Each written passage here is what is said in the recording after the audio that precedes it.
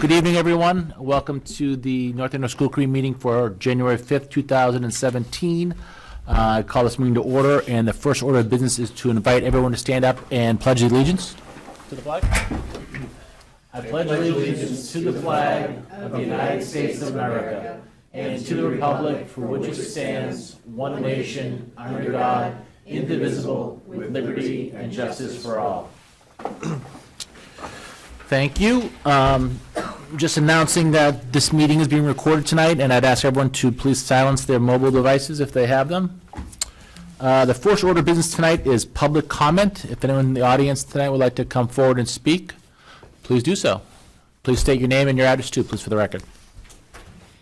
Hi, good evening. Chris Nobley, 317 Hillside Road. I just wanted to say I am so impressed. I came from the DECA competition today, which is at Merrimack College. Wow. 40 plus students from North Andover High School qualify for the state. Oh, wow. 156 participants. Yeah. I mean, that's amazing. From, I don't know, 40 maybe when it started a few years back. And proud dad, one of my son made it. Worked hard. But I just wanted to say thank you to Mr. Marfione and Mr. Oberlander. I mean, they work so hard, and all the folks that put that together, just awesome work. So. And thanks to Merrimack College for hosting. I mean, yeah. They had 700 plus folks there today for this event, and they were just really wonderful folks to help us and to host it. Yeah. Thank you. Yeah. Thank you. Thank you. Anyone else in the audience tonight? And congratulations to your son. Seeing none, moving to the next order of business. We don't have any recognitions tonight. I don't think we have a student report tonight either. No, it does not look like that way. So we'll have to give Courtney and Cole some demerits, I guess. Next order of business is consent agenda. Approval of minutes from December 15, 2016. Mr. Move to approve the minutes as presented in the packet. Second. Motion made by Mr. Gross to approve the minutes as presented in the packet, seconded by Mr. McDevitt. All those in favor say aye. Aye. Aye. That's a unanimous vote. Okay. Quick chair's report. The board members should have received an email regarding the conflict of interest law and ethics certificate. Everyone needs to fill it every single year. If you didn't get that, I'm sure we can get it to you, but it's supposed to take the online test and register your certificate by February 1st. Was it a while ago that we got it? Probably just got it in the last 2 weeks. No, I didn't get it. Okay, did you get it? I think I got it. All right, I'll make sure you get it. Thank you. Yeah, it's got to fill out by February 1st. All public employees need to do it. Okay. One of those laws that the legislature passed that sometimes, yes, protect ourselves, right. I also want to mention, since our last meeting on December 19th, for those who don't know, the Board of Selectmen did adopt their capital plan for the year, and our recommendation for the kindergarten project was approved. There was a lot of favorable comments about it. Myself and Vice Chairman Limpert attended the meeting, and the feedback was very good. So I just want to say thank you to the Board of Selectmen and the Town Manager for supporting us in that endeavor.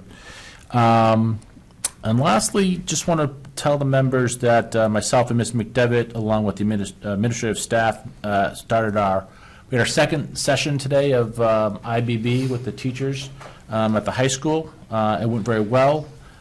We hope to keep you informed as we go along.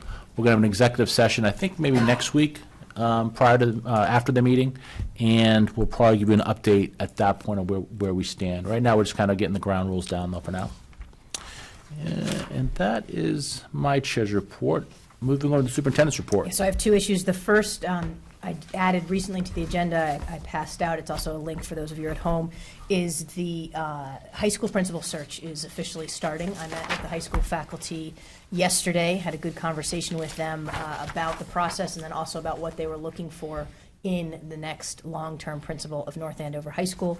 And we have put forward the timeline. The job will be posted tomorrow. I'll be sending an email out to all the parents of high schoolers plus 8th grade parents, inviting them to a meeting on the 18th of January where they can come and meet with myself, Carrie Wahlberg, who's going to be supporting Jim Mealy, who's going to be chairing the search committee.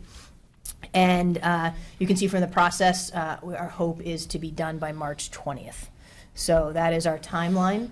It is a full and open search. Anyone is allowed to apply. I think there were some questions last year about whether or not the current interim principal is permitted to apply, and I have said that the current interim principal is permitted to apply, but it's a full search. So, and then if you look on the back of the sheet that I handed you, or on the next page, it's the composition of the committee that Mr. Mealy is going to be heading.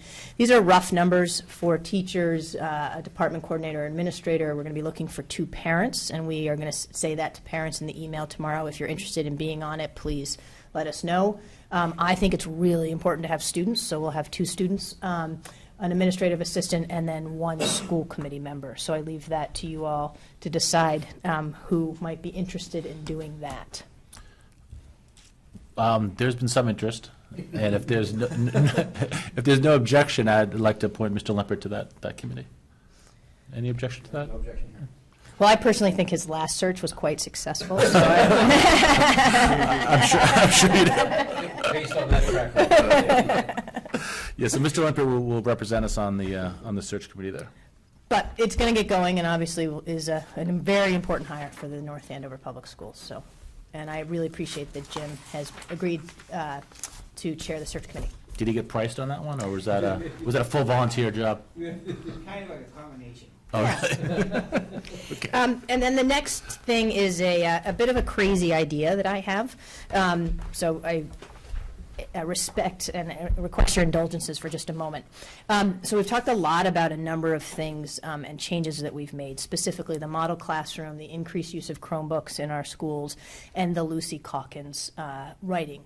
And I was thinking that for our February 16th meeting, I would like the opportunity to actually invite all of you and invite the public into a classroom with kids to see all of this in action.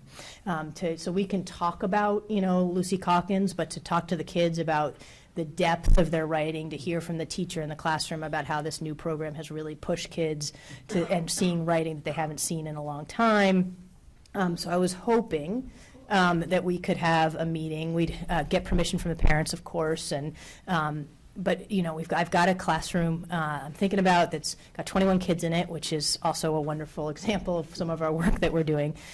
Is a model classroom, has all the technology, has Chromebooks, and has really made some progress on the writing component. So it's a little tricky, I know, and it might be a little bit of a different school committee meeting, but I can parade these folks in here, but I thought it might be really fun to go to a classroom.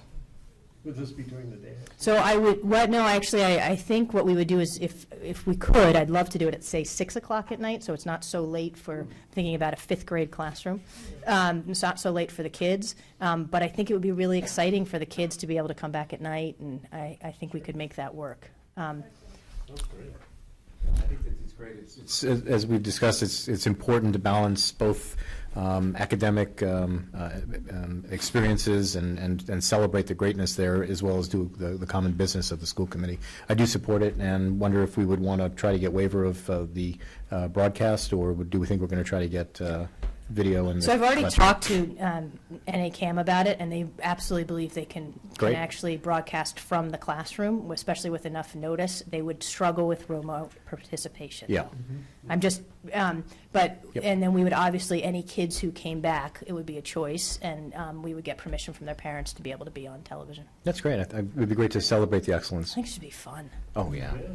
So there really wouldn't be any work, like voting on our side. It wouldn't be quote-unquote a working meeting So for us. I think that, we could set it up as a working meeting. We would all be there, and, the kids could leave after the first part of it. We could flop the agenda and do half an Okay. hour of work at the end. Okay.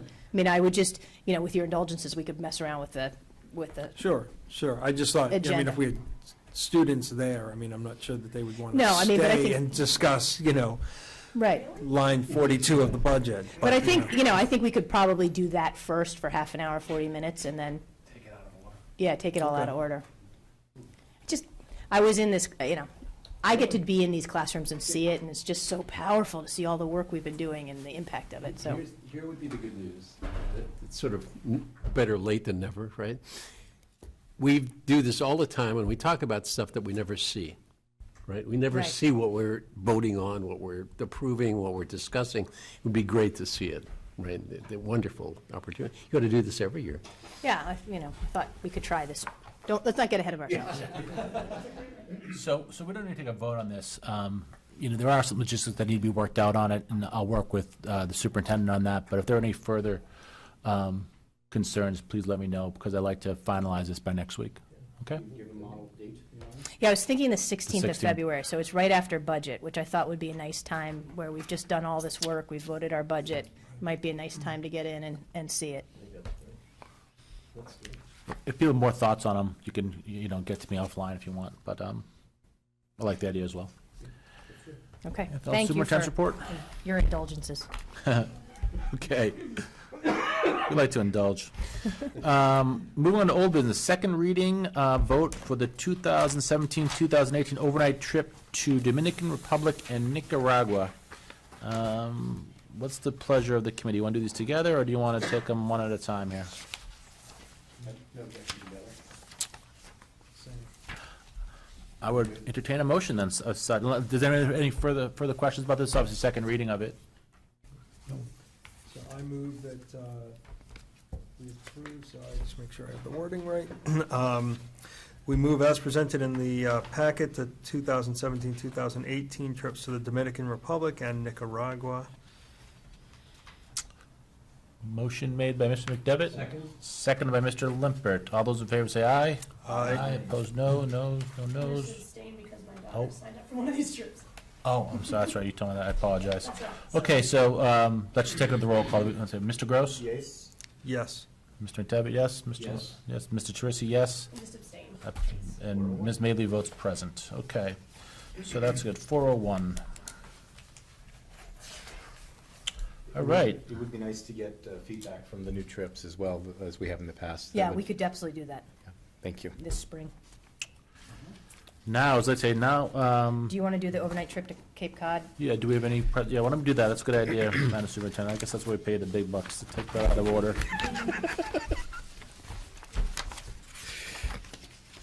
Okay, so this is just a trip to Cape Cod. It's the Student Council State Conference. It's on Hyannis. It's in March 8th to 10th. I don't think this is something, I think this is a consistent trip, so just not much more than that. Obviously, we're not going to be flying.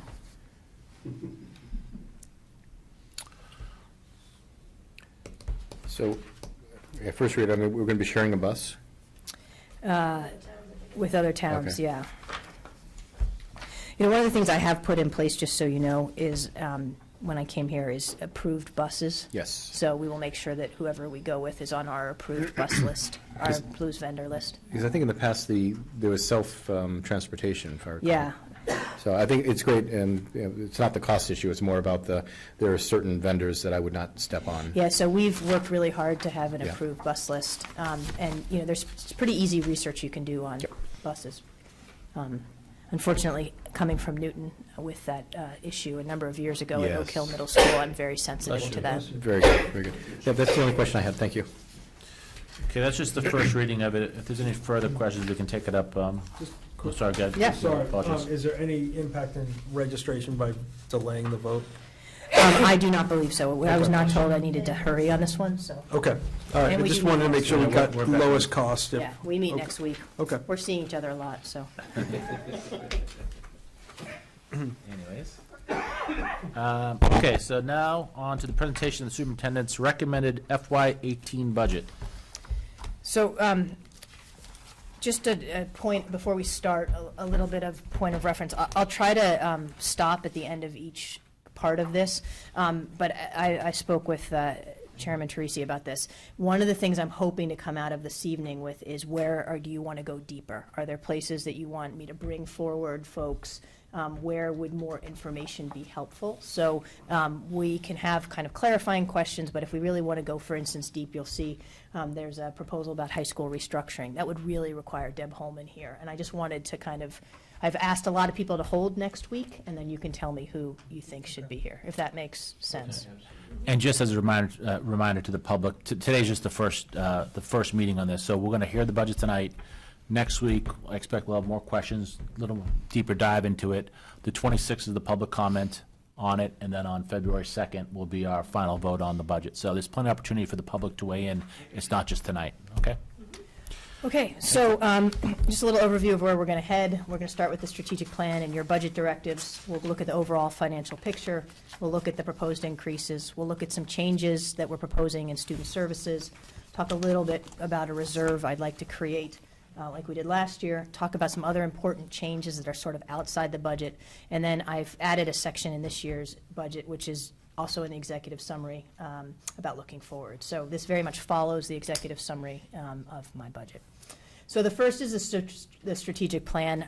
I don't need to tell you guys any more about the strategic plan, just to remind you that there are three major areas: all kids, supporting the professionals that work with our kids, and making sure we have a consistent and rigorous curriculum. And the one comment I made to the teachers today when I presented this budget is, if your budget doesn't align with your strategic plan, then you shouldn't have a strategic plan. So the important part here is that I'll show you at the end that I really do feel that this budget is aligned with our strategic plan and a lot of what we said we wanted to accomplish. We also have your budget directives, which are to align with the strategic plan, to look at class sizes. And if you remember, our goal is 10% at FY19. This budget's not going to get us to 10% of our classes within our guidelines, but hopefully in a year and a half we'll be there. So, and then also around technology, and then making sure we're meeting the needs of all of our kids, especially those with high needs. So those were your directives. The overall financial picture. So this year's budget is approximately $45.2 million. We have calculated that level services would increase our budget by 3.14%. So that number normally comes out about 3% every year. That is raises for teachers, that is moving steps, and that is also doing everything else we kind of do in anticipated increases. So Mr. Mealy spends a lot of time around the 3.14%. Last year it was slightly lower, but we do attribute that to the fact that we're going to have more teachers moving steps this year. Anything to add to that? No, it was 2.98. It's around 3. Fairly consistently 3%. Yeah. The proposed increases that I am proposing of $451,000 is 1%. And then we'll talk about the fact, but as you may know, the town has recently negotiated with Osgood Solar to buy energy from Osgood Solar at a reduced rate. We anticipate that the savings to the school budget will be approximately $94,000, and we're using $61,000 of that savings to close the gap. So that we're coming in, we'll talk a little bit about the reserve, which is in level services, but we're coming in at what the town manager asked us to come in at 4%. Okay? So now we're going to jointly go through the proposed increases. I'll start with the 2 elementary school teachers. So as we've done now with the goal of being able to get our class sizes where we want them to be at the elementary level, I'm proposing we increase our elementary teachers by 2, like we did last year. However, unlike last year, I'm actually proposing that with the 1 that we still had in reserve from last year, that we actually fund those teachers and put them in our schools. So initially, I had thought of these as reserve teachers, but when talking with the principals, if they know that they have to find a space for a year, it is much more manageable than finding a space for long term. We also have some spots. I know many of you have heard about the 4th grade at Atkinson, for example, that is just too big. And if we could address that issue next year with creativity for 1 year, the principals feel pretty strongly they could get creative about space, whether it has to be, unfortunately, art on a cart for a year or something. We could get a little bit more creative. They're not willing to do that for long term, but you remember by the following year we'll have 15 classrooms freed up in our elementary school. So they feel that given the class sizes and the fact that it's 1 year, my goal here is actually to fund these 3 teachers, and then those 3 FTEs are already there to start backfilling the vacated classrooms. I think that may be one place next week for a deep dive on getting Sure. more detail on what creative means on that. Yes, we can do that. Okay. Yeah. And we'll figure out how to do that. All right. So that's 110,000. The kindergarten grant, probably not a place for a deep dive, but as you may or may not know, the state did not fund the kindergarten grant this year. The town manager had committed at this time last year that if the kindergarten grant didn't get funded, he would cover it for a year. The kindergarten grant ensures that we have a teaching assistant in all of our kindergarten classrooms. We feel that that is the smart thing to do, both because of class size issues and frankly, we believe we'd probably have a special education teaching assistant in those classrooms if we didn't have the kindergarten teaching assistants. We don't see it as much of a save in that situation. So in order to kind of keep doing what we're doing in kindergarten, it's $105,000 that we need to make up from the grant that we're no longer receiving. For all kindergartens.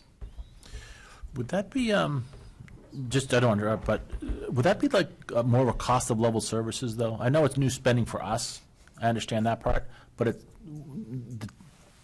our people aren't getting new services out of it. But No. that's something we already provide. So, We could put it in between the two, yeah. but that's what it is. Yeah, I know. We've all heard about the kindergarten grants not being supported by the governor on it, but I think it may just be more appropriate that it's in level services.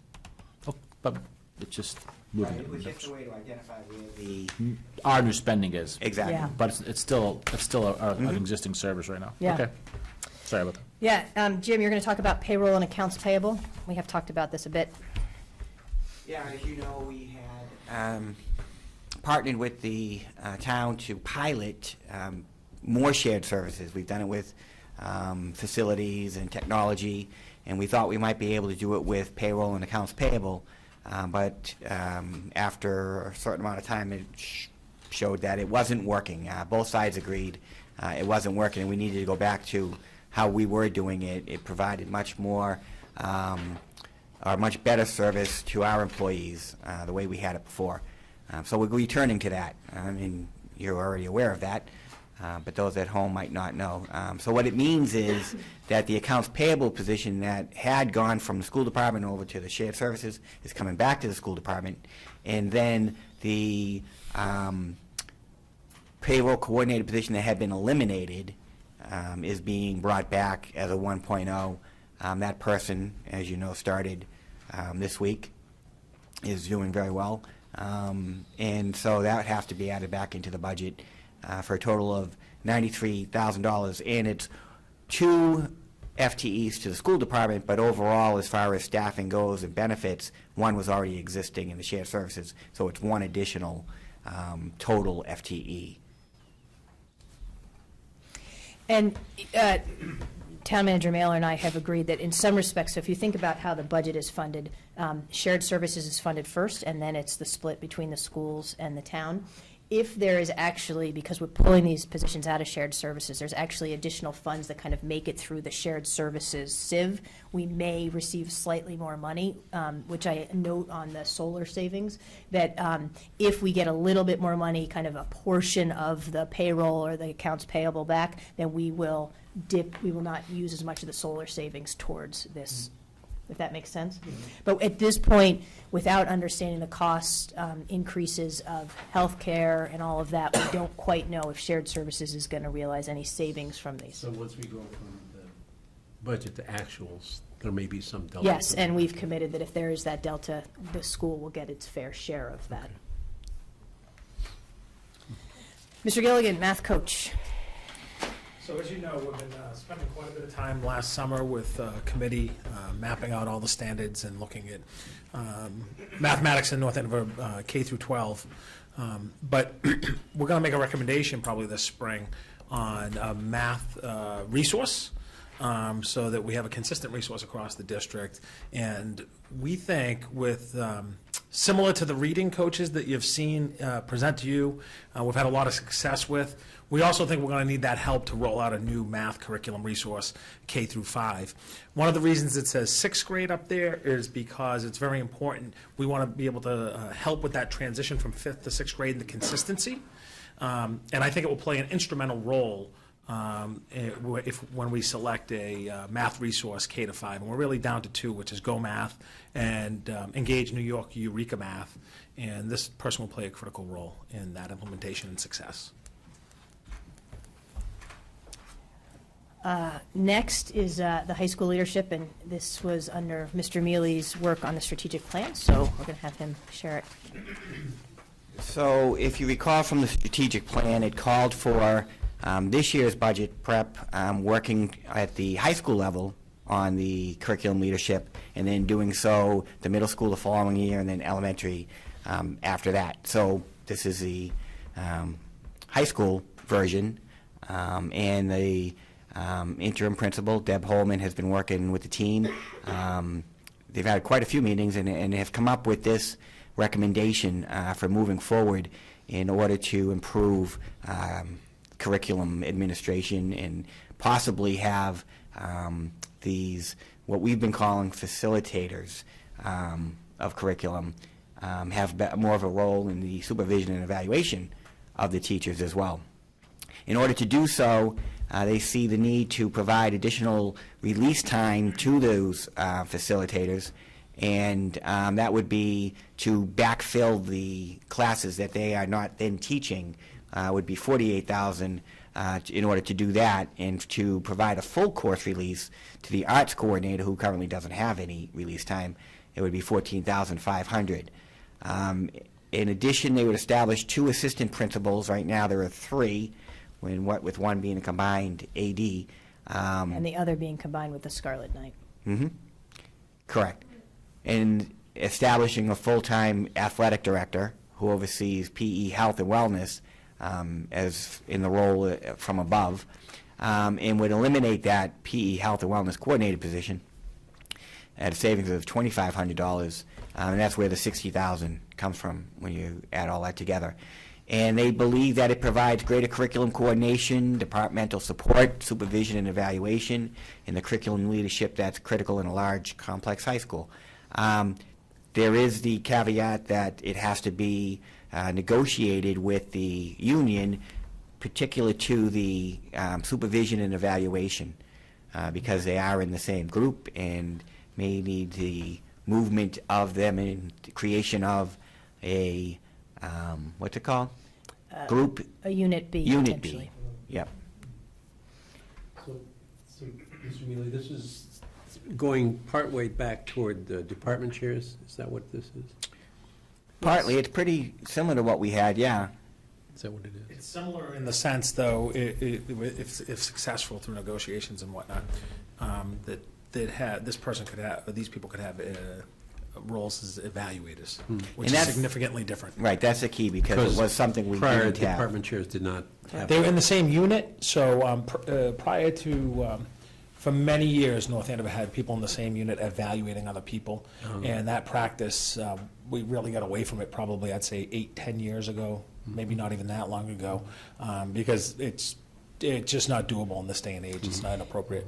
And the reality is that the decision to move away from, at least everything I've heard and everyone I've talked to, the decision to move away from a department coordinator position at the high school was very much a budgetary one, not a philosophical, we thought we would provide a better model.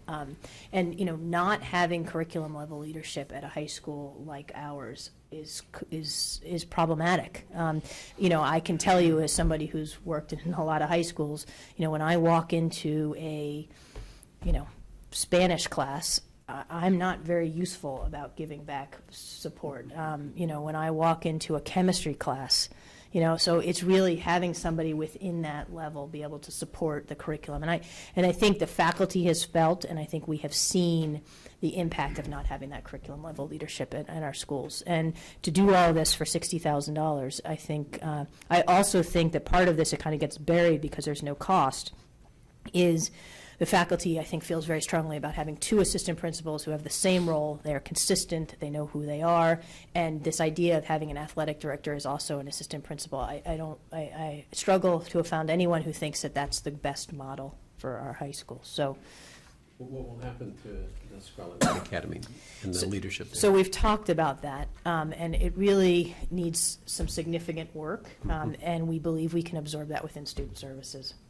So So that's one of the programs that's on my list to really kind of take a hard look at, analyze what the successes are, what types of changes might we need to improve. For example, how can we support our students who have some social emotional learning issues?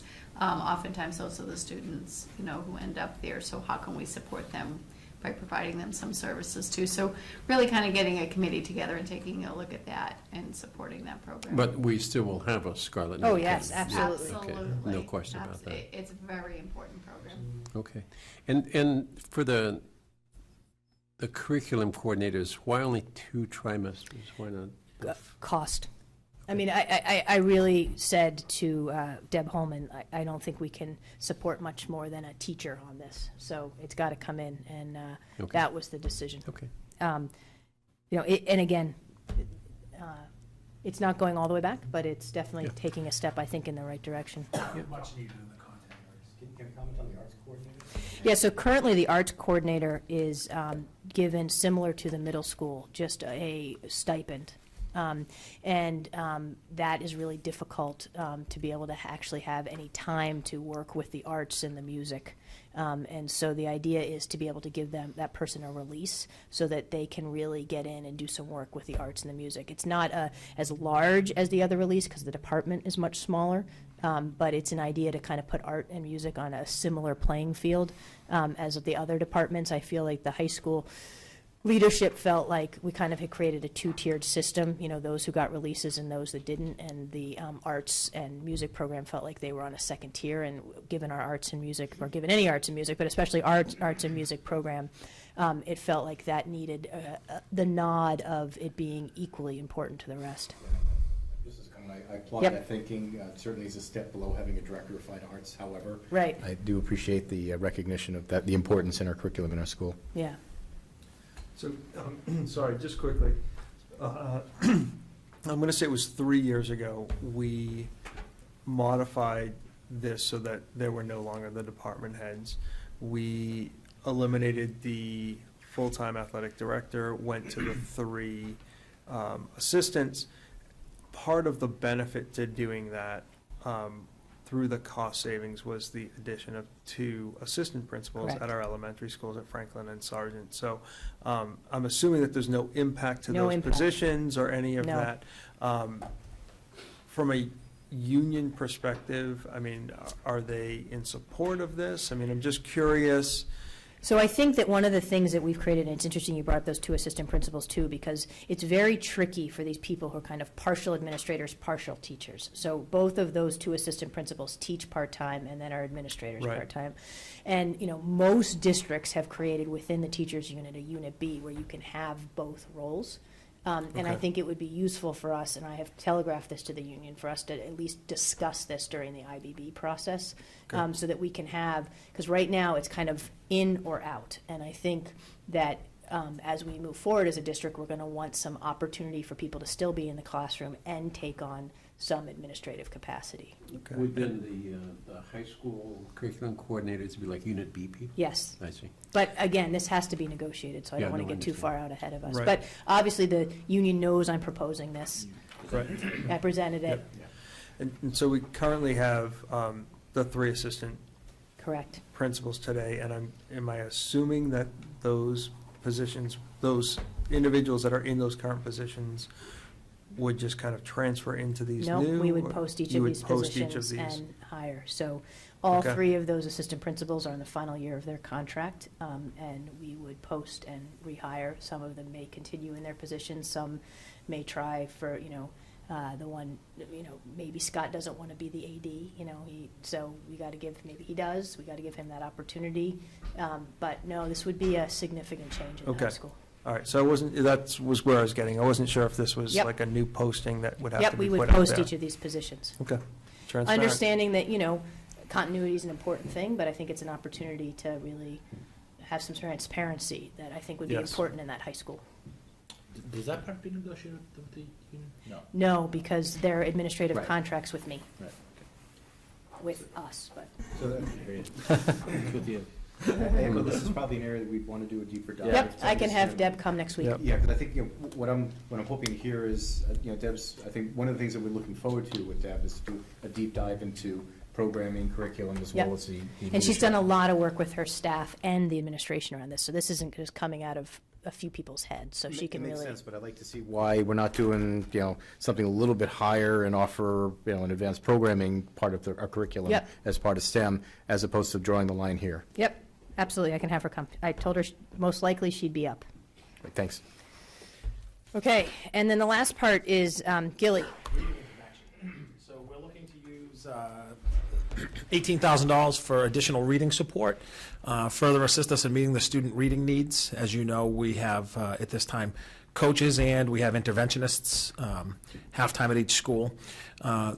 It allows us to do another dose of foundations, additional multisensory phonetic supports to strengthen literacy skills, and it adds a .25 reading teacher focused on providing strictly intervention to meet the needs of our most at-risk students who need it the most.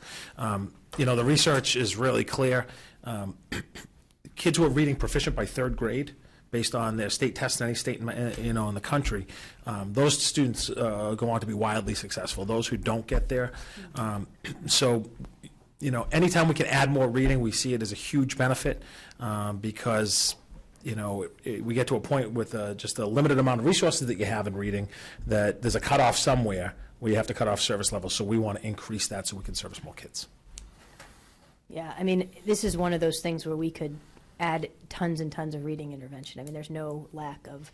I will say one thing that's very exciting, and it's a little early, but the early returns on foundations in K and 1 are fantastic. I mean, we are seeing the reading interventionists are seeing real increases on the foundations work, and our hope is to expand that to second grade next year. So hopefully the combination of increased reading support with the foundations for all students is really going to have an impact here.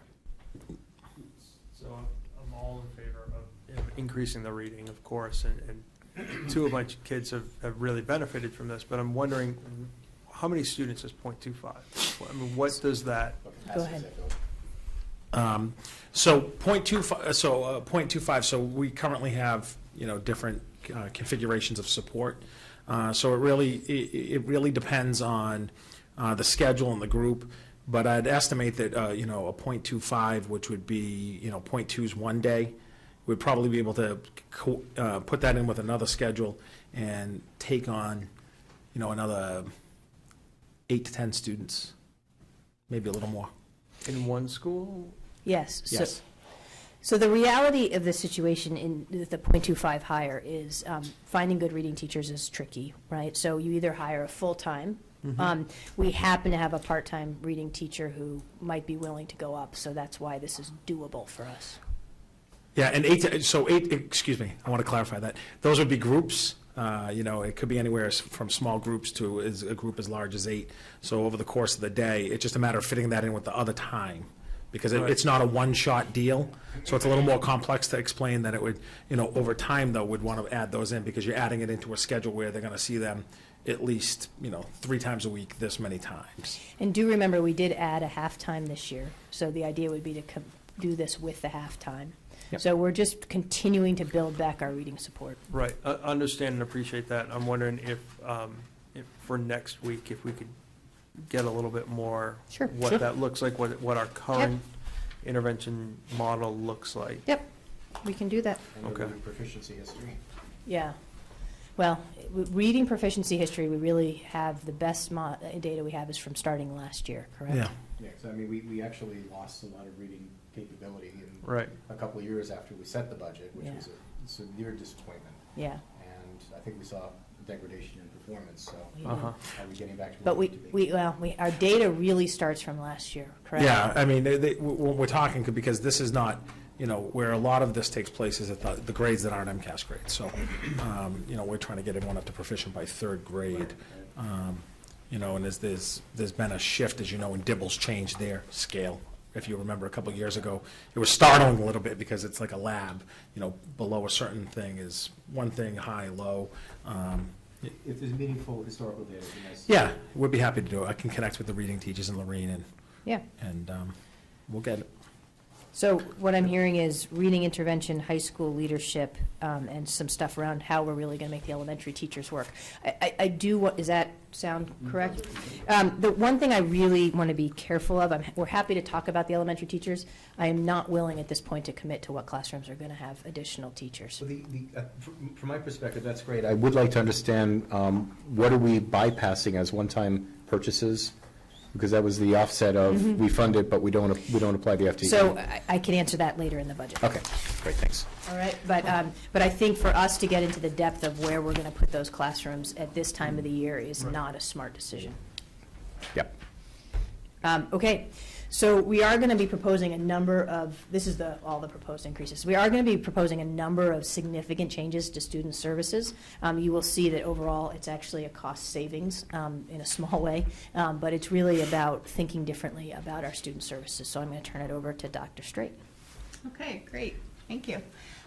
So the first area that we're looking at, next slide, thank you, is this year what we did was change the ETLs that were at the middle and high school into special education directors for the secondary level. We took a look and analyzed, spoke to the new administrators, spoke to the principals and the assistant principals, kind of got their feedback as to how that was going, and across the board it was quite positive, the impact that these positions were able to have both in supervision and evaluation, being able to put eyes on both special educators, related service providers, and general educators, provide some assistance in there, and getting eyes on students as well, because they were freed from a lot of the paperwork, scheduling meetings, things like that, which was really clerical in nature.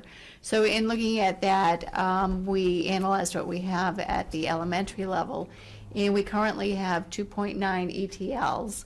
We're also looking at our out-of-district coordinator, and again, we have, a fair number of students that are out of district at this point, and she also does some ETL for one of the programs at the Kittredge School. So looking at those positions, we determined that it would make sense if we took those monies and turned that into 3.0 of special education administrators. So we have the 5 schools and the out-of-district component. So we would split that fairly between those 3 people. In addition to that, it would be 2 administrative assistants that would help coordinate the meetings, coordinate the paperwork, all of those different aspects. And it turns out that this would be cost neutral for us. And these are all These are at the elementary level, right. So at present, we have 2.9 FTEs of ETLs and a full-time out-of-district coordinator. At some point, if you have a chance to edit these, maybe just make that. That's in the header. Yeah, I know, I understand, but I Okay. just thinking. I hate to ask. Yeah, sure. So what does that do to the ETL caseload? It's actually going to be fairly neutral in the sense that the way we're looking at dividing it up would be a large school and a small school for 2 of the people, and then the out-of-district coordinator would pick up the smallest school as well. ETLs don't have a caseload. As far as Student student supports. teaching, they don't do any of They that. run meetings. They run the meetings. Sorry, I misunderstood your question. Thanks for the clarification. I thought Yes. part of the responsibility was. They to schedule observe. and run meetings. Okay. They will do that as administrators. They'll be able to get into the classrooms. Right now, what they do is coordinate the paperwork. They run the meetings. They call parents. They schedule meetings. They do mailings. So Got it. there's a lot of clerical pieces involved in what they do. So they shifts the clerical shifts to a it. clerical person and the actual observation and evaluation to. Exactly. Understood. Okay. Exactly. And then they're In a part of the cost-neutral way. principal's team in a cost-neutral way. So we're We getting did the bigger exact bang same for our thing at buck. the high school and middle school, too, and it's been quite successful. I think the parents are feeling that it's also been They are. responsive and Great. good. Absolutely. Thanks for walking me through that. Absolutely. You're So these welcome. traveling administrators, will they Well, sit currently, here the and- ETLs do travel between 2 Okay. schools, so they're doing that already, so that effectively wouldn't change. But they would be scheduled to be in schools specifically, and they'd be in classrooms, whereas now they're not in classrooms And at all. then the administrative assistants would be, They would be housed at 2 different schools. okay. And we are committed to kind of getting a group of folks together to figure out the exact implementation. Where are they housed? Where do they sit? What does the job description look Exactly. like? All of that. Exactly. The next area that we really want to talk about is we've done a little bit of discussion with regard to students understanding their emotions and how to regulate their emotions, as well as looking at the professional's capacity to really understand how to work with students who have specific concerns regarding anxiety, depression, different areas of behavioral responses. So what we're finding, which I think is fairly significant, when we analyze the out-of-district placements, students that are leaving our school here in North Andover and going to other schools, 38.9% of those students, it's due to a social-emotional learning issue. So what we really need to do, and this isn't just North Andover, but it's something that's truly happening across the country. All of the school districts are seeing it. It's really quite a phenomenon right now. So what we really would like to do is take a look at having a person with a therapeutic background who understands the nature of social emotional programming come in and oversee all the different elements that are presently happening right now in North Andover. So we know that we do have some social emotional programs going on. We have our guidance counselors looking at different types of social skills programs, lunch bunch groups, different activities that they can do with students to help improve those areas. We have a lot of different people doing a lot of different things. Our nurses are working in those areas as well, presenting. So what we want to do is look at this as a collective group, as a district, vertically, horizontally, and move in the same direction. The other piece that's really significant, I think, is providing the appropriate professional development for our administrators, for our teachers, our related service providers, with regard to really how to manage students, work with students. How do you push things into the classroom that's going to help kids to tamp down their anxiety, improve some, types of self-actualization in the classroom, like how am I feeling, what is the strategy I can do, and we're looking at getting professional development, so this person would also provide some of that. Last year, we had some consultants coming in who were working with our staff to the cost of about $28,000 last year. So we could look at those monies as well as part of, what we would utilize to pay this, because the monies would be coming out of the grant, and that professional development was also grant funded. How much is that grant? That's our IDEA grant, and this year it's 1.1 million, and it fluctuates. And what does that cover in addition to items like this? What else do we? We cover a number of things. We have professional development. We send some of our staff to conferences. We cover some transportation pieces. We cover our extended school year staff with that. We pay our attorney's fees. We bring consultants in for it. So a variety of things: instructional materials, supplies. We just got a whole order in over the Christmas break to push into our autism classes and our social emotional classes, where we got, some bean bags and some trampolines and some different activities and things that will help students to regulate their bodies. And we, last fiscal year, we did not spend all of this grant, and so this is not taking away at this point. We believe we can do this without impacting other aspects of the grant.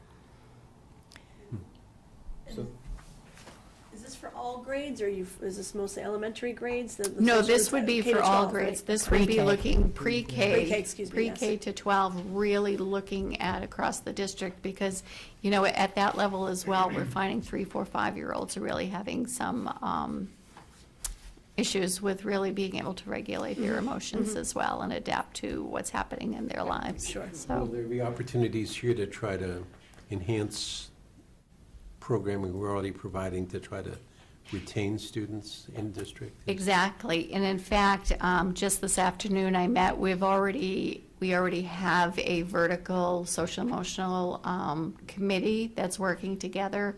And we have a representative from our nursing staff, the director of nursing is part of it. We have our two secondary level special ed administrators. We have a couple of our social emotional teachers, our elementary guidance counselor. We have a BCBA on it and our audit district coordinator. And we're already starting to work together to look at how we can pull things together and expand it so we can move in the right direction. Are there other potential investments we could be making here to accelerate that process? Trying to provide more capabilities in district?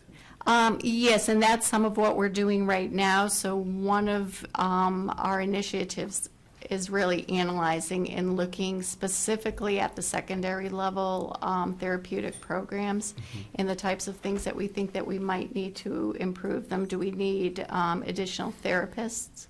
Licensed therapist as opposed to a guidance counselor who provides a different type of service versus a school psychologist, and just kind of analyzing those different aspects to truly understand what do we have, what's working, what are the changes that we want to look at making.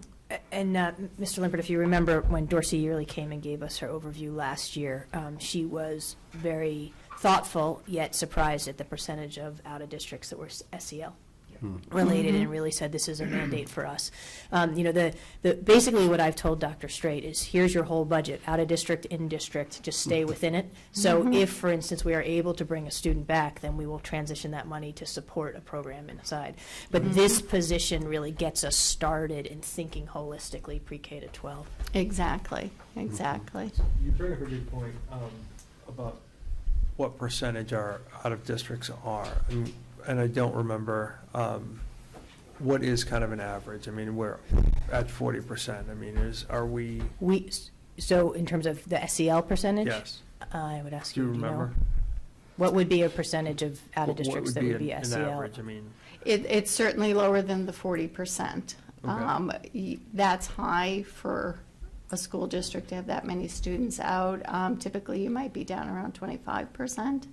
Oftentimes, it's more students who go out of district are your students who don't have a cohort that, you might have one or two students who have significant or multiple types of disabilities that there aren't peers, and they have needs that we can't meet because maybe there's one child that has that specific area. So in looking at this, what we really want to do, we feel like we have some good things in place right now, and we want to just really analyze it and make sure that we can look at across the board so we're kind of catching kids younger, just like, Mr. Gilligan was talking about with regards to reading, catching them younger. We want to catch these students younger so they can understand their own emotions and then have that same language and that same sort of strand running through the whole district as well.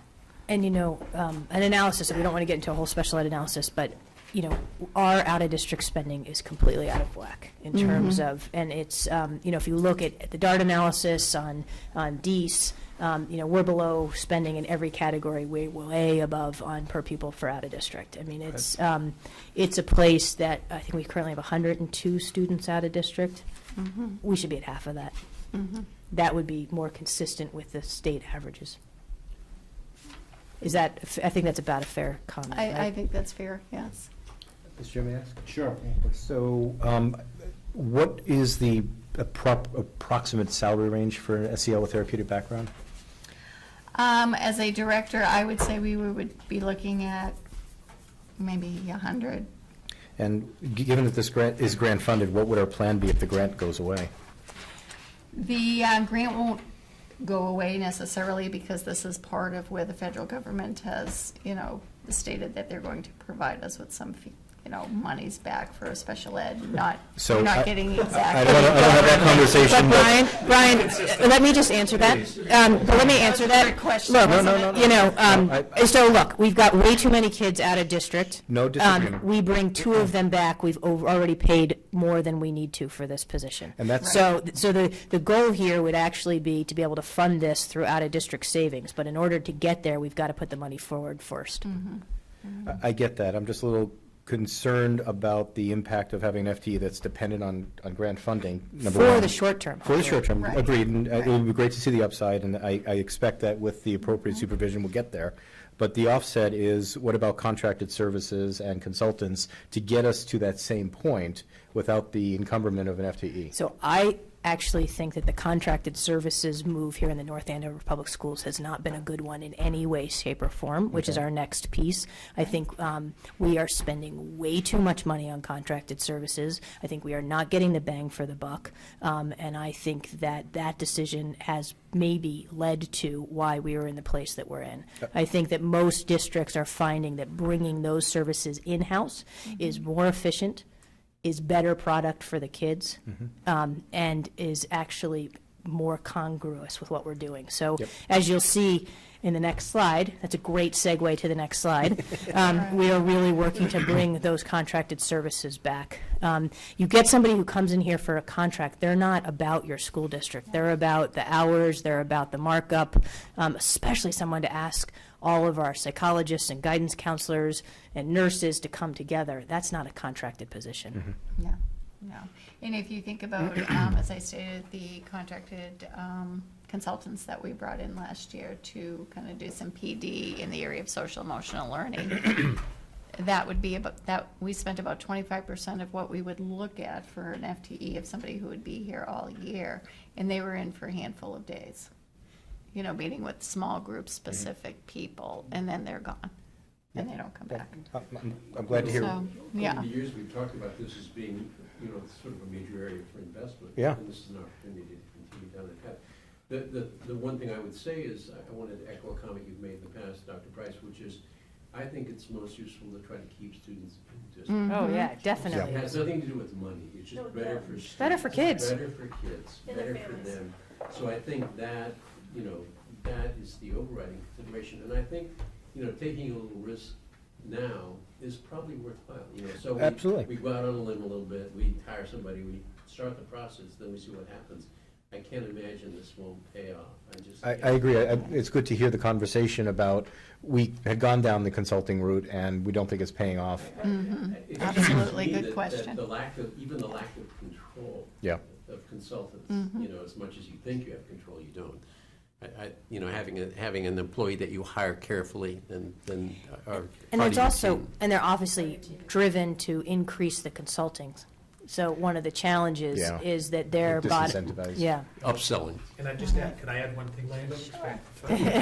What Dr. Straight was saying, besides keeping the kids here and not putting them on a bus to travel 2 hours a day or whatever it is, we save the transportation cost, which is huge. Yeah, in fact, we've used that as an argument to have the future cost savings as a reinvestment opportunity for a current program. So that's fine, thank you. I'm glad we had a chance to hear the rationale. Good, great. So another area that we've been working hard at this year, and you may recall Sarah Clifford came and presented our board-certified behavior analyst.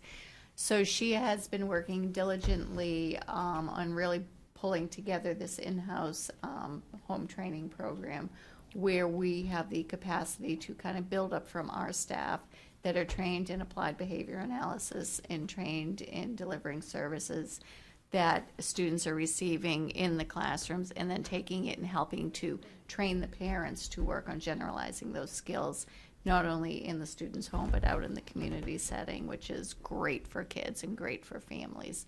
So in looking at that, what we're trying to do is train additional peoples. That's going to be a cost savings.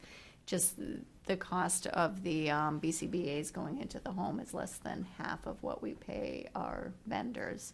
And even a greater savings for what we pay the aides as well versus what we're charged through the vendors. So looking at saving some monies from there, but bottom line is also providing what we consider to be a more improved service to our families and to our students, because we're really connecting together the school with the family in there.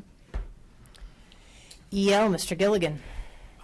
EL, and I want to just make a point, English learners is formerly known as ELL, English language learners. So as you can see from the title, I'll talk about the Cambridge Institute at the end, or I'll let Dr. Price do that.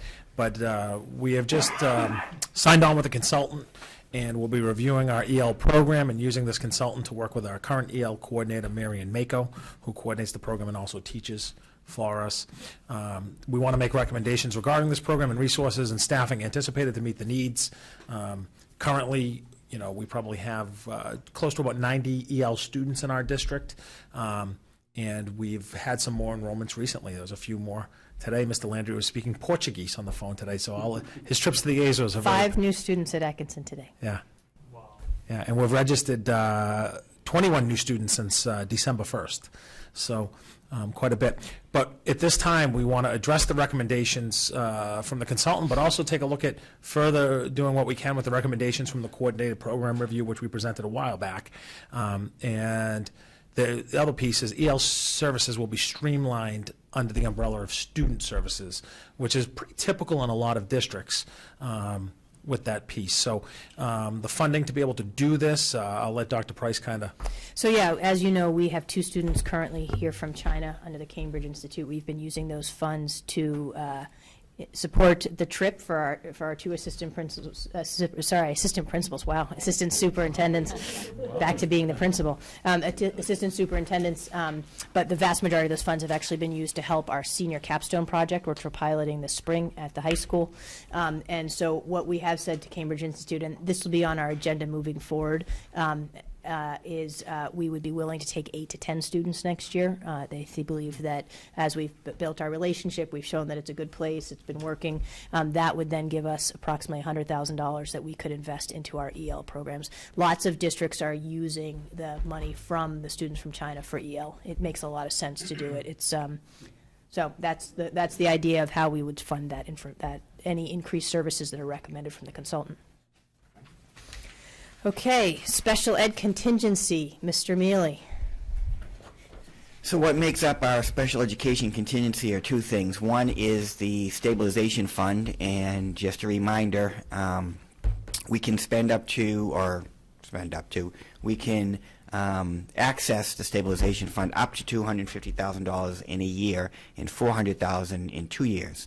So the fact that we accessed it for $150,000 last year means this year we could do $250,000. We're trying to keep that number as low as possible, obviously, and try to maximize our ability to access it next year up to the $250,000. So that's one part of it. And the second part is circuit breaker, just like we did last year at 72%, which had consistently been the amount they were reimbursing, the max being 75%. We would be at a certain number. We've budgeted for 70% because that's what we got this year. If it's at 72 again, then we would see an additional $109,000 over the course of the year. So that would be possible contingency for a total of $359,400. I'm sorry, so you said the budgeting for this year is 70%? Correct. Yes. Okay. Yep. So as we started the process last year of developing a reserve, what I'd like to do is take the $20,000 that we're saving through in-house services, bringing our services in, and actually kind of call that out as our reserve. And there's a number of reasons why I think it's important to have reserves. One is we're budgeting now for something that starts in July.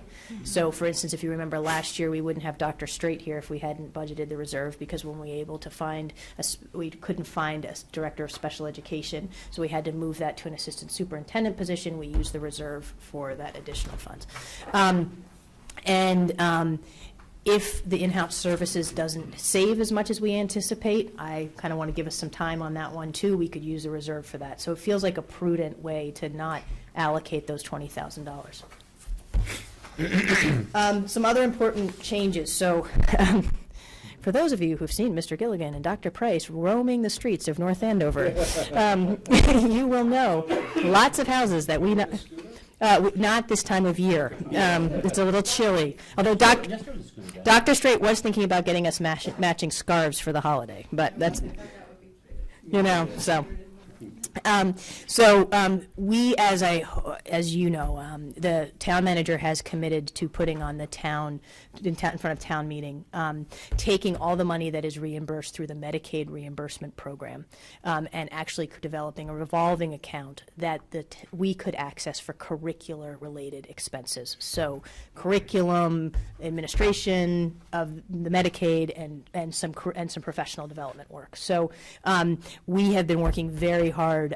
Last year at this time, I presented that anything above $165,000 would come to us. We started working very hard on trying to get consent, because the way the program works is that parents have to give consent for us to be able to bill Medicaid. So last year at this time, we had about 15% of the students who were eligible we had consent from. As of this afternoon at 2 o'clock, we had 93.1%, which has been heroic efforts on all sorts of folks, and a lot of trust on the parents that we're doing something. It doesn't impact their Medicaid, it doesn't, or their Mass Health, but they're trusting us. And the town manager is saying that all of those funds would come to us. We don't know what those funds will be.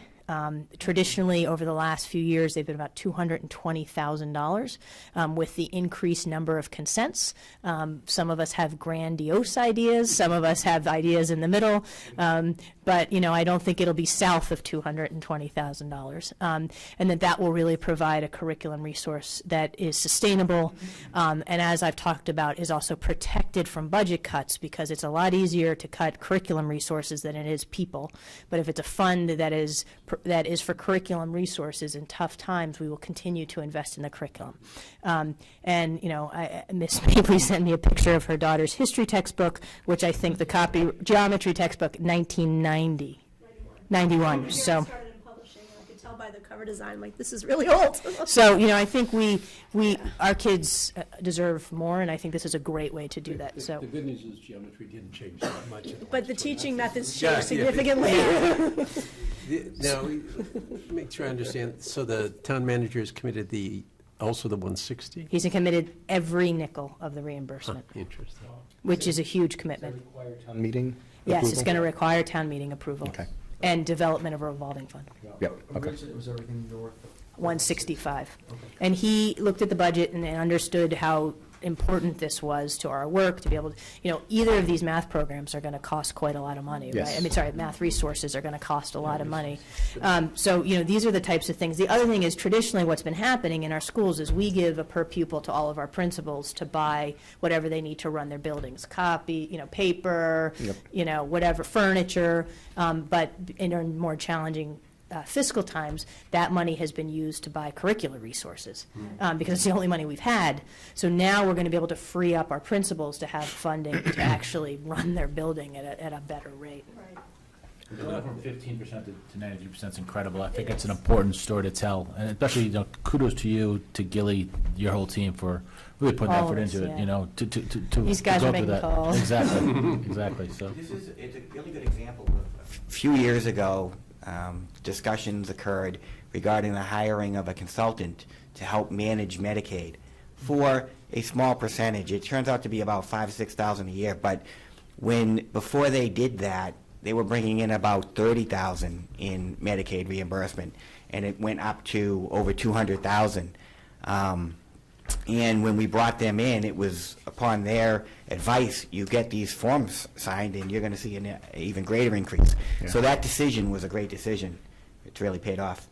Yeah. but even with that, you were only getting 15% participation. Is that what it was? Right. Their main focus was to make sure that we complied with the regulation regarding what they do. They call it the time in, Random moment. random moment in time.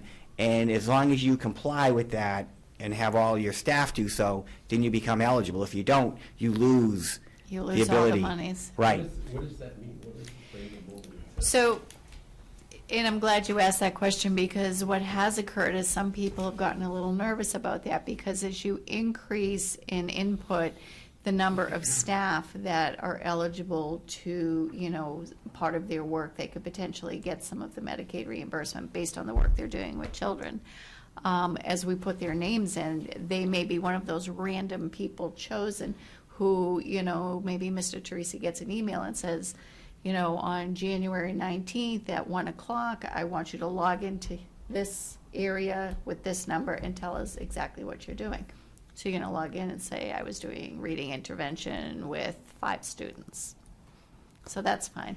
So what started occurring was, because the numbers were so much lower previously, people really weren't aware of this happening. And what's occurred now is people are getting these emails and they started thinking, is Big Brother watching? Are they checking to see what I'm doing during the day?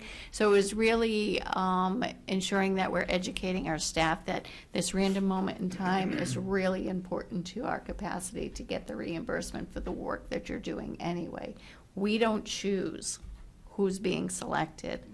Somebody out there somewhere is making those choices and sending those emails based on the names that we've input into the system for the people that are working with these students that have the educational disabilities.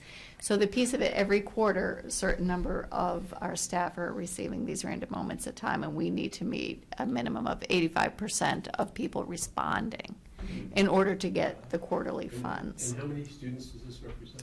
We currently have 238 who have consent. Mhm. So this would be random moments in time of people who are dealing with those 200. Who are working with those I children, understand. correct, I understand. correct. And what Okay. seems to happen is, like, once we get Mr. Limpert's name, he might get 5 different emails during the course of a single school year. Mhm. So, And I would like to echo Mr. Mealy's sentiments. The decision by all of you many years ago to hire this consultant, she came in and I said, well, what can we do to get this number bigger? She said, get these consents. And her comment about our efforts was, Getting the updates. She said that you guys are hitting it out of the park. so. yeah. I'm, the 7% ought to be worried. You and Mr. Gilligan will be in there sooner or At later. this point, we're done. All right, other important changes, solar savings. Yes, I agree. So my administrative assistant, Laura Hardiman, has been phenomenal Amazing. in working with families, getting these forms out. But the biggest piece that she does is, in addition, once all of these other pieces, the papers are signed, the random moments of time are going out, she then has to go and input all of these services and make sure that that's all properly uploaded, which is pretty significant. So she's really been a huge part of this whole piece too. So I just want to thank her for that publicly. She as really well. is the key. Yeah. Solar savings, so again, it's estimated to be at $94,000. We're budgeting $61,000, as I talked about in the executive summary. First of all, I'm always anxious to budget the full amount of what we expect to save. I think it's more prudent to think, we'll budget 2/3 of that or so. And it also allows us to deal, the ESCO grant, is that ESCO? Is that the name of it? The ESCO grant, the ESCO savings, the impact of the ESCO savings, we pretty much budgeted what we said was going to be the full savings. We still have some questions about realizing that full savings, so this gives us an ability to cover that if necessary. And this is just a share of what the town's getting. Share of what the town's getting, yep. Model classroom, we are going to use $60,000 from our current budget. It's all in level services. And I just wanted to update what our plan is for next year.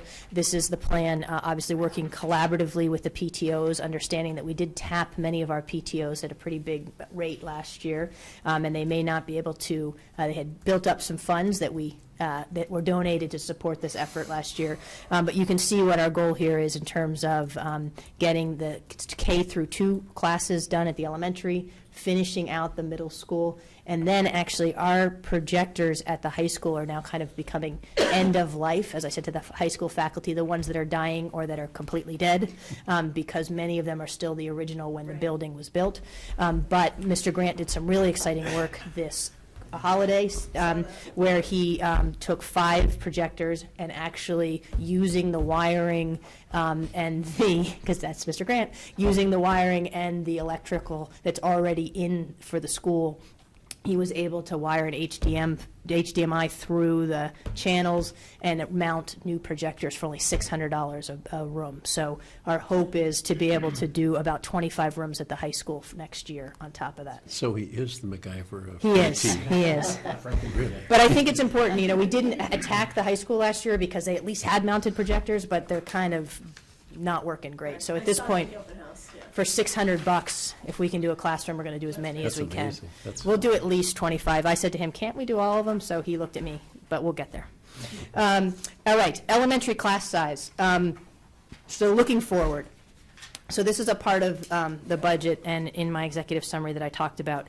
So I think it's really important, I've now been here a year and a half, to think about what lies ahead for us as a district, and kind of some key decision points that are going to be budgetary in nature as we move forward.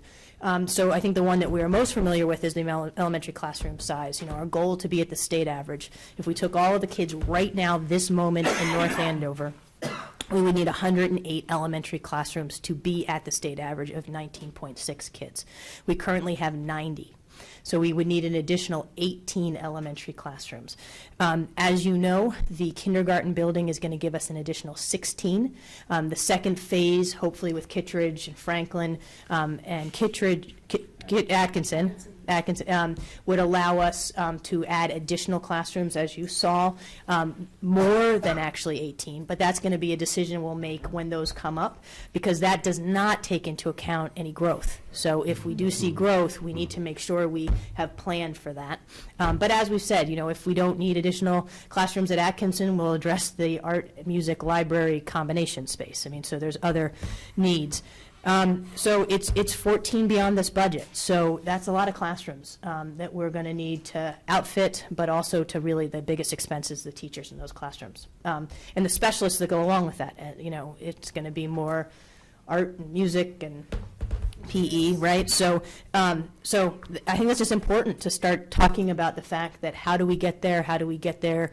You know, as you can imagine, and I think I will feel incredible pressure at this year, next time this year, with those classrooms coming online. It's pretty easy to say, sorry, we can't add elementary classrooms because we have no space. But once we know 15 classrooms are going to be freed up, we're all going to feel some pressure to put some teachers in those classrooms. So the middle school, and I hope in my executive summary, if you read it, I tried to get into some detail here. As I've been saying from the get-go, our middle school classroom sizes are actually the largest in the district. The middle school juggernaut, as I think about it, is really tricky because there's no place to put additional classrooms in that middle school. In order to address this issue, you'd have to add an additional team at each grade level. It's hard with the team structure to do anything else, and frankly, that's what most middle schools are, is the team structure. I think there's incredible value of transitioning from a single elementary classroom to a team to a more of a high school schedule. So it's really an issue of space, and it's an issue of teachers. My thought on this is to try to think about the space issue first. So we have asked KB&A architects, we are going to sit down with them next week. I've asked them very preliminarily. I've walked them through the middle school, and I've said, okay, what could we do here? What would we be able to do here? You know, would this be an MSBA project? We'd have to get accepted in the queue. It's a 6 to 7 year process. And, you know, that is daunting, a 6 to 7 year process. But I wish somebody had started it 6 to 7 years ago. So, you know, hopefully 6 to 7 years if we go through that process. So my hope is this spring, early next fall, we'll be able to bring to you, here are the options for the middle school space. If we go MSBA, this is what it would cost, this is what it would be, this would be the timeline. If we decide not to go MSBA, what does that mean? Can we afford it? You know, MSBA is only a reimbursement. So I think when I look at the issues, this is the most overwhelming one. However, I think we just have to start down the path.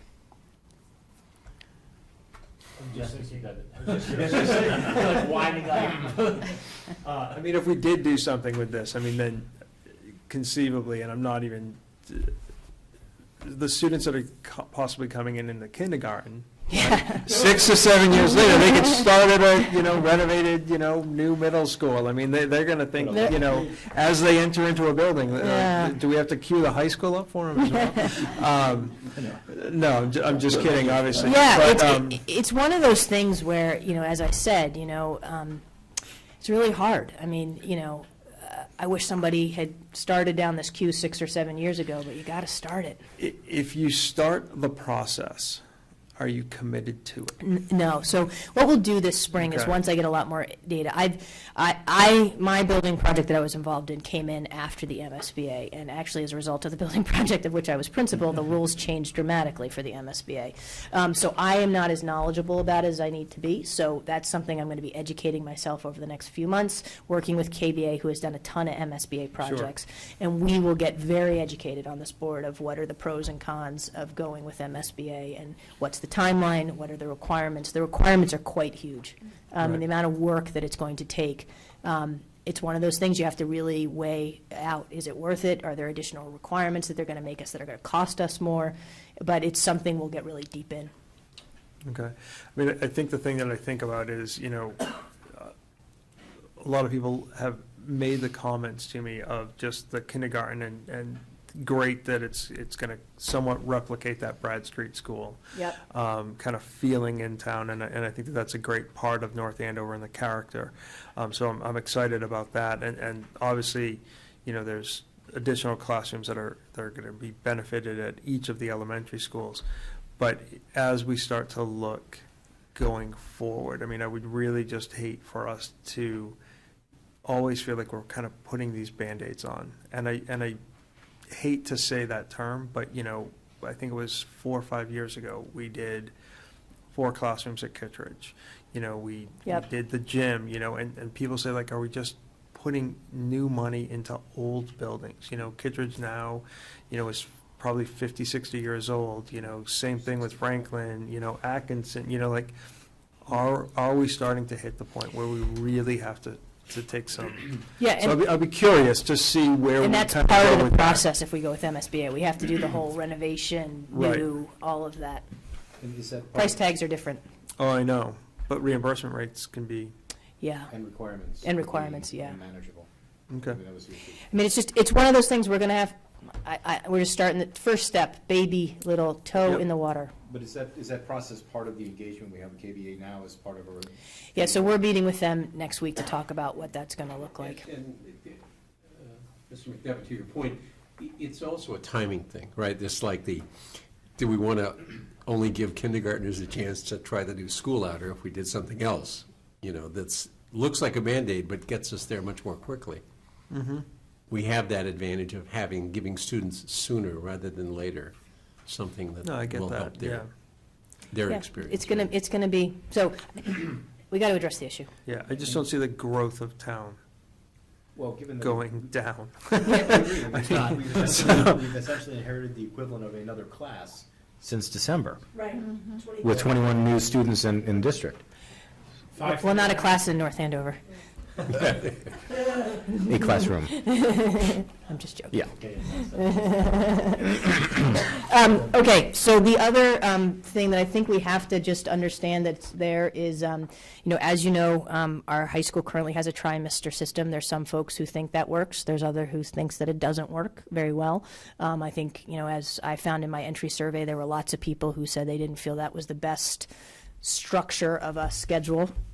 The high school faculty has started the process very early on, developed a committee to look at whether or not the trimester, what are the pros, what are the cons, what is the experience of the kids, has it impacted kind of our status among post-secondary education, it impacted opportunities for kids. It's going to be again, it's in the strategic plan, but it's something that they're going to look at. And it doesn't come without cost. If we go away from the trimester system to a more traditional approach, it's going to cost us some FTEs. I've done a back of an envelope calculation of about 7. I think we saved 8 when we went to the trimester. So, again, this is a much longer conversation. There is no agreement here on this, but I think it's important to put it on the table, that it's something that I think, as we think about maintaining and even moving our high school, it's something that we have to examine. And again, I don't know what the answer is going to be, but I worry about some of the limitations that it has placed on our kids. So I think last is the continued implementation of the strategic plan. Just to highlight a few other things that we have committed to look at the middle school leadership structure next year. We started with high school, as we have done this year, middle school, and then elementary. Is there any changes that we're going to need there? And then obviously ensuring that we have the curriculum plan and our resources. We have a 5-year curriculum plan. Hopefully our work on Medicaid is going to allow us to fund that, but I just want to keep it on our radar. Just telegraphing forward. Yeah, well, there's no way we're going to do all of this quickly, so this is just a multi-year look. Mr. Mealy, just our overall recommended budget numbers?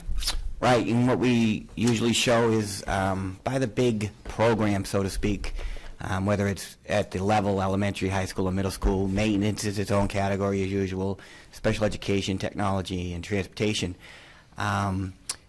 What most people will focus on is the overall percentage increases, and then they'll look at those ones that vary up or down more than others. So to head off those questions, I will say, for maintenance, what we've done the past couple of years, and you can, if you look at FY15 actual versus our FY18 budget, we're still below what we had back then, but it's a higher increase from 17 to 18 because we've gone without a couple of maintenance positions for a couple of years now, and we negotiated in this last contract with the custodians to upgrade those positions, as you know, and so we've already filled one and are close to filling the other, and that's why it's in the budget for next year, and you see a higher increase than the other programs. A lower increase at technology at only 0.86.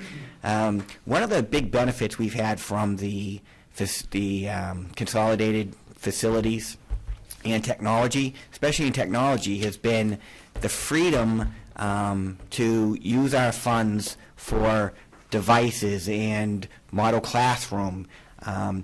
The plan has worked, and that was that the shared services would take care of from the jack back in the wall, and we're responsible for the jack out. And so we've been able to maintain the funding once the leases had finished up for the devices to purchase devices every year and really supplement our inventory, and obviously to help with the model classroom in conjunction with the PTA help that we've been getting. So, you know, that amount is sufficient for it to continue what we've started in that regard. And then the last one, the transportation, that's kind of threefold. That's a product of an added bus because of more students transporting. You know, as we started the year, you knew about bus times, and so we had to add that bus to impact the bus times. We're not going to see the benefit we've reaped from the gas escalation or de-escalation because as the prices go up, we won't see that. And then the third part being, as we've talked about, the increase in the out-of-district students increases our special education transportation line item. So that's why you see a higher increase in transportation. And then the other items are the proposed increases we've talked about. The savings gets added in there to get us to the $47,035,187, which is a 4% increase over our FY17 budget. Mr. Mealy, what proportion of the transportation is for special education, do you know? It's more than half. It's probably 60-40. So if I added that number to the 13.3, that would give me my sort of... Yeah, we made that decision. It's easy to include just by including that element that identifies it as special education, what part of that is. Yep. We can show you that. So 2 more slides. Just wanted to show how each of the proposals aligns with our strategic plan. Thought that was important. And then the last was something we did last year. This was Mr. Mealy's idea last year. You know, North Andover spends this year, according to D statistics, $2,881 less than the state average per pupil. Our class size remain higher than those set by the school committee directives. While we've shown a lot of positive overall growth, we continue to struggle to address the needs of our high-needs kids. And this budget really does try to address our greatest needs while remaining fiscally responsible and sustainable. I also did provide you a ton of data of the comparable districts, our spending patterns, if you do look at that data, there's just one part that I think that's really important. People focus on the per pupil expenditures, and I just want to let you know, remind you that that is a numerator and a denominator issue. It's not just a numerator issue. So, for instance, when you look at something like Tewksbury, I just find that a useful one to look at. Their per pupil spending has gone up almost $3,794 in the last 6 years, where ours has only gone up $778. We've gained 95 kids. They've lost 664. So it's important to understand that it's a numerator and a denominator issue. But you will see, as I foreshadowed last year, among our 24 average districts, we have the lowest per pupil spending. We have the highest class sizes. And we have, other than Newburyport, we have the smallest percentage growth in the last 6 years of our per pupil averages. So we've gone up 6.9% since FY10, when the average of our 24 districts is 21.45%. So, but just please do remember it's a numerator and denominator issue. Thank you, Dr. Price. Thank you for your team's efforts and all this. Just real quickly, why don't we just go around and either quick questions or just areas that you want them to focus on for next week. Mr. Gross, if you want to start. Sure, I'll be brief. It would be nice to see a pie chart. Hello. It would be nice to see a pie chart that describes both our operating budget, our revolving accounts, and our grants, just to see the total picture of the cost of education and the resources available to us. I know we've been able to generate that in the past, and that might be helpful just to say what we're talking about as a wedge of the pie, not the full pie. Yep. Okay, Jim, you can. Oh, that's easy. Yep. Quick question on the rollover savings. Are we assuming the same model for next year? Yeah, so as we've done, which I think is very smart, is the turnover savings. We have not budgeted because there's a number of things. First of all, we don't take into account when people are moving columns, so if they get a degree, we need to be able to budget for that. And then also any other anticipated costs. And as we did this year, we actually added positions as needed. So we're going to take the same approach. Okay, and maybe not in this budget cycle, but it might be interesting to see if we might be able to further reduce our energy costs by doing our own solar. We have a beautiful southern exposure on many buildings. And I know we looked at this 7 years ago, and it wasn't cost effective because of the subsidies weren't there. They are now, and I'm wondering if we move our electricity budget 10%, that's $250,000. So, or excuse me, that's 50 to 60,000. So it might be worth looking at that as an incremental. Other than that, we already talked about the high school restructuring as a deeper dive. What would we do with the one-time savings if we did not do the FTE for the 3 positions? In other words, what are we lacking in the one-time spending? And I agree it's going to be a challenge to have a conversation about class size without having the discussion about the teachers. And I'm not sure how to layer that into the conversation, because that's going to be an ongoing issue for us. Yeah, and realistically, I don't want to make that decision until about May or June. Fair, but not where the teacher's going to go, but in our forward thinking, we can have a conversation about adding classrooms at middle school or restructuring, but the issue is that we still have 14 classrooms we need to put a teacher in, and that's not in the op budget. And we have to figure out how to make that happen. Correct. So that's more than a bake sale. Thank you. I didn't think we were supposed to hold our questions, so sorry about that. No, I think I asked, all the points as we went through, where I'd like to see some additional things for next week, so.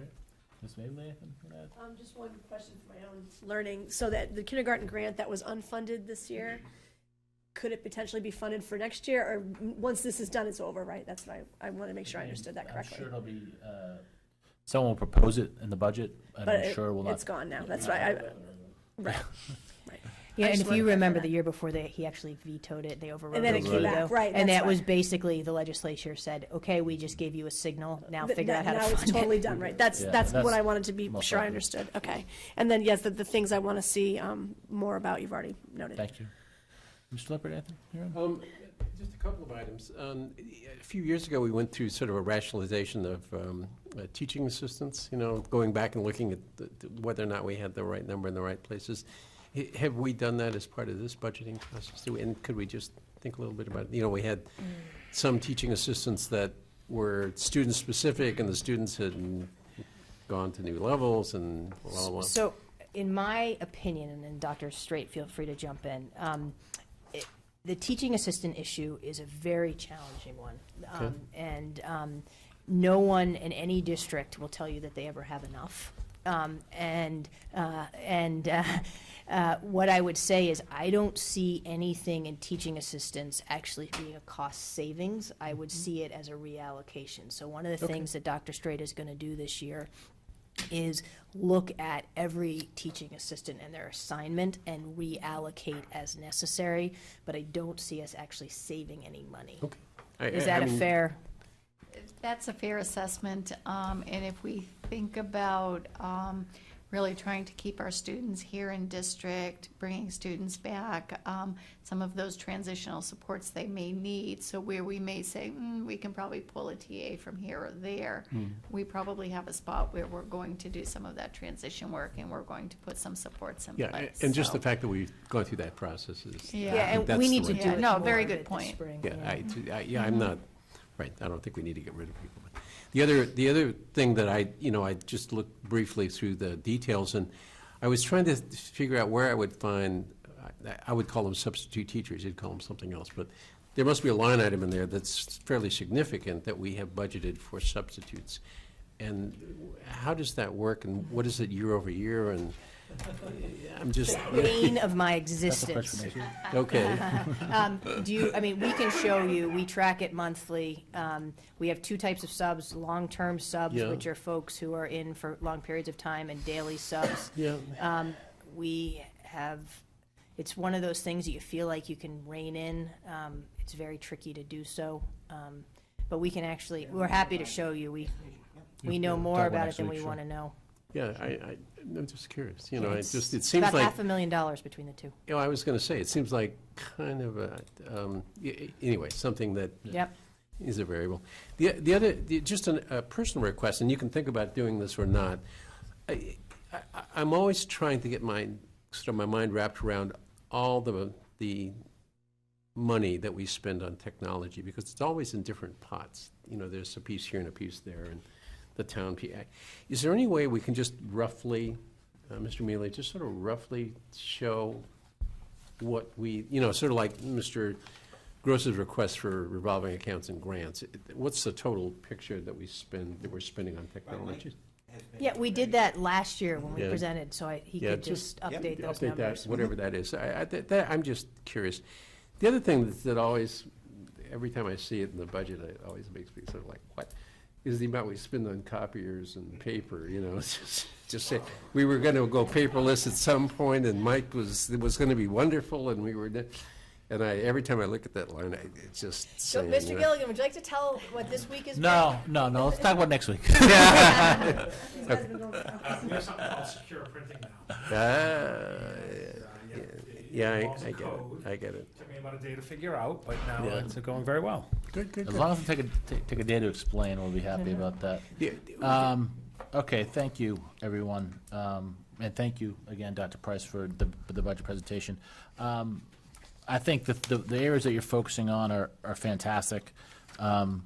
Obviously, we're going to get to a little deeper discussion next week on it. I just want to say that the section that I found the most interesting is the looking forward section. I think there's been a lot of conversation in the town about us going forward as a school district, and we rely on the administrators, the teachers, to do a lot of this. A lot of the stuff in here is information for us. We're not going to actually impact it as much as we can impact the looking forward section. And I know, we had a couple candidates for selectmen in the audience. We had a candidate for school committee in the audience, and I think, our role as elected officials is really focusing on this part of of Jen's plan. There's a lot of work to be done here. There's a lot of community involvement work that needs to be done, a lot of explaining that needs to be done, and some really strong advocacy.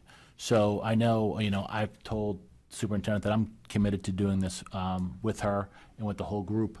And as this plan develops, I would encourage, the other boards reaching out to the FinCon, the Board of Selectmen, and telling them all about this. Sometimes I think it just gets lost in the shuffle, and I want to make sure. I think Jen was polite about it, talking about, I wish we did this 6 or 7 years ago, but I don't want to be here 6 or 7 years from now saying we should have done this. So going forward, I'm going to commit to you folks and this town that I'm gonna really work hard on this. So thank you for putting this forward. And just as I would say, for next week, we can talk about how we want to run the meeting, but I think we have a lot of stuff we can just jump into right away. But if there's other questions that come out next week, we're not excluded from going there. So that's about it from me. We have just one more section of public comment. If anyone else wants to make a comment, please just come forward and state your name and address, please.